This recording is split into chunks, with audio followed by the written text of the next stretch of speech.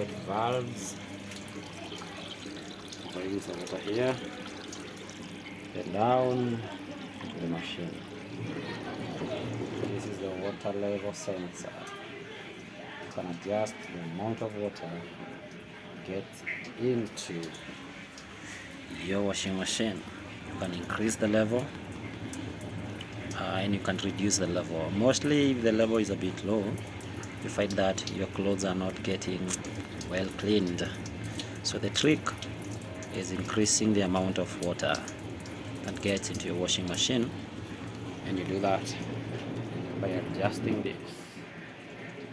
You adjust this to either increase or reduce the amount of water that gets into your washing machine. Basically how this works is you reduce this, it stops. These are the valves.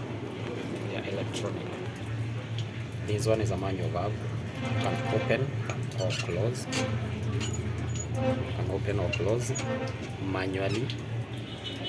But these ones are electronic.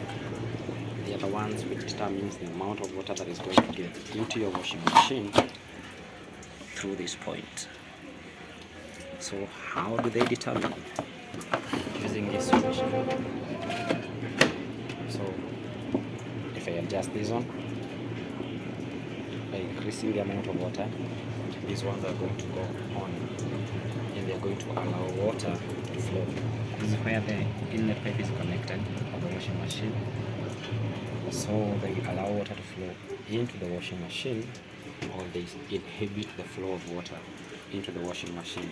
Like they have done right now, they have stopped or inhibited the flow of water into the washing machine. That's what they've done.